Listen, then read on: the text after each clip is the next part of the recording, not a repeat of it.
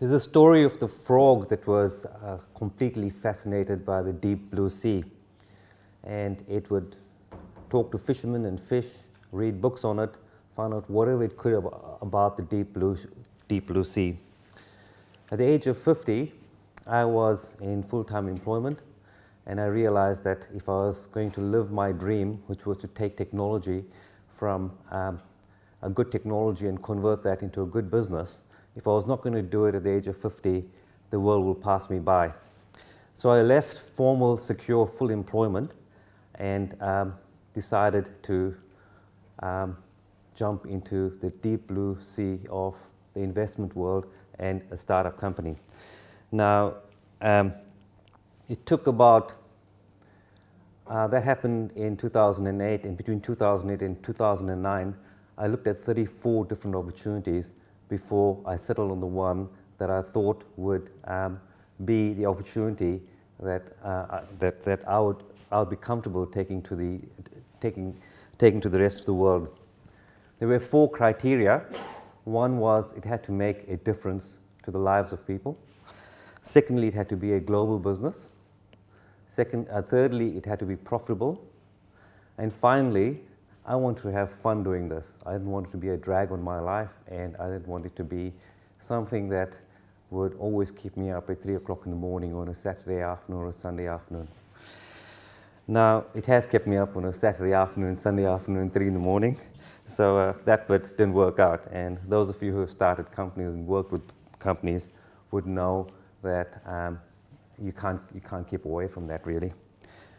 The technology we chose was affordable and easy to use, home-friendly devices to help people recover from stroke and other neurological disorders. Those of you who know people with neurological disorders will know that, generally it's an issue up here. Stroke means that part of your body is paralyzed, and what people don't realize that it's the brain has gone through a phase of a disorder, and you're trying to get as much of the brain to regenerate as possible. Now, Peter in the audience has intimate experience of this with his family member, and the world has learned over the last 20 years that a lot can be done, and that the brain can find new pathways and help itself to get to a position that gives the person a lot more independence than was thought 20 years ago. And Peter's wife, Jenny, is a living example of that.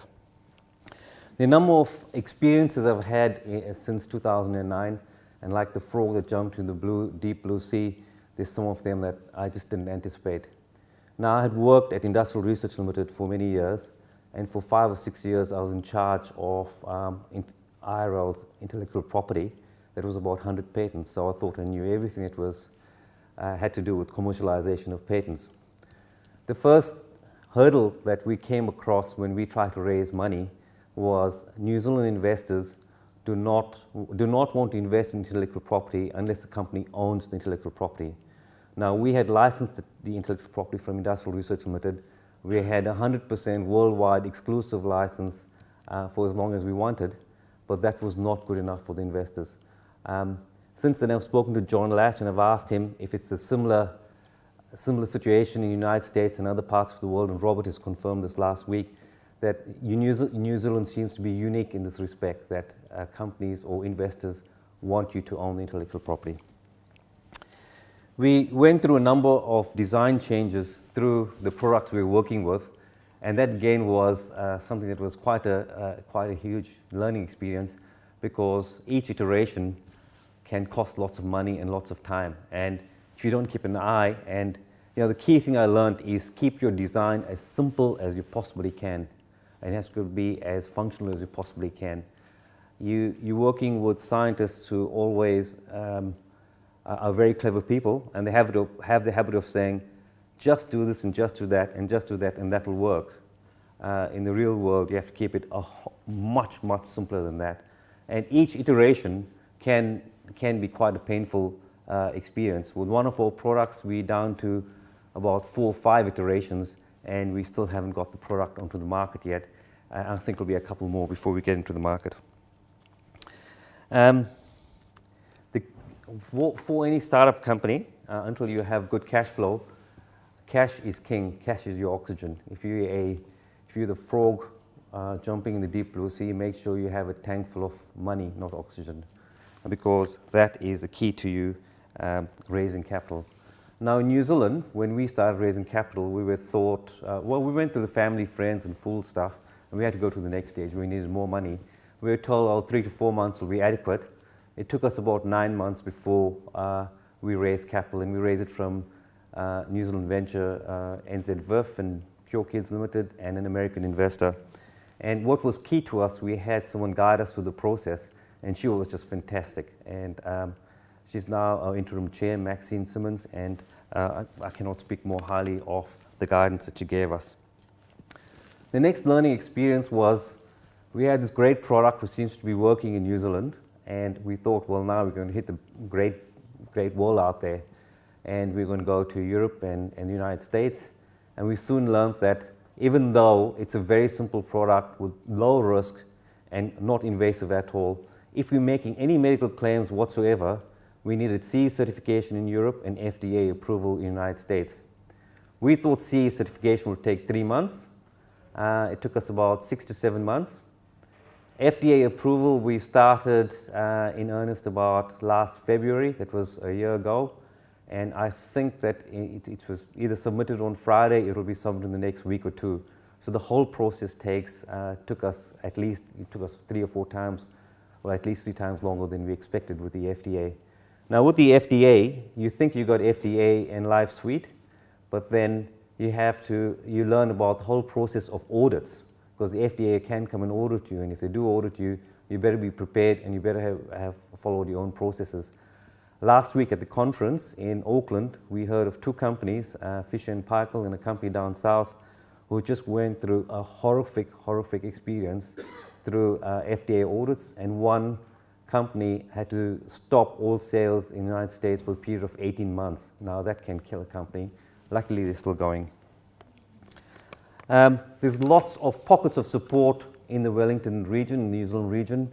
Grow Wellington was absolutely fantastic. They guided us to help us get early grants through MSI, and that time was FRIST.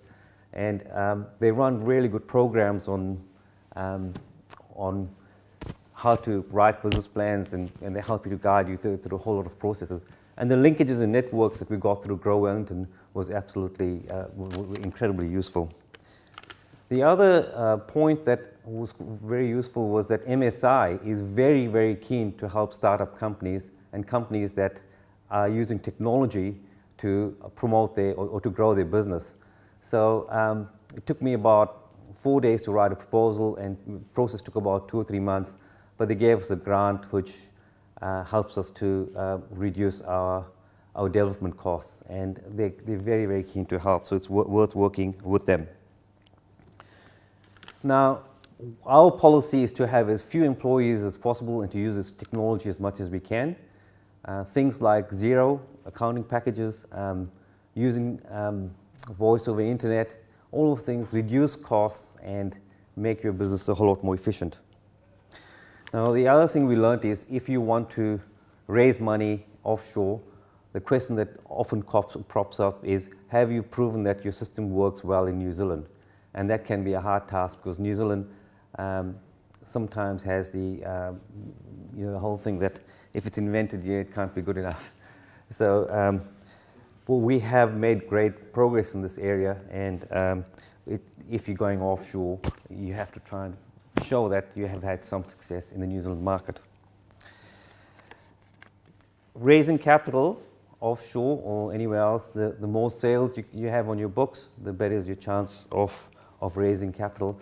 And we're just going through the next phase of the growth that we want to, our ambitions for growth and the capital we need, and the 3 issues that are coming up: FDA registration, has it been proven in New Zealand, and what are your sales figures? Okay, so those are the 3 key issues that are important for us in the next year or so.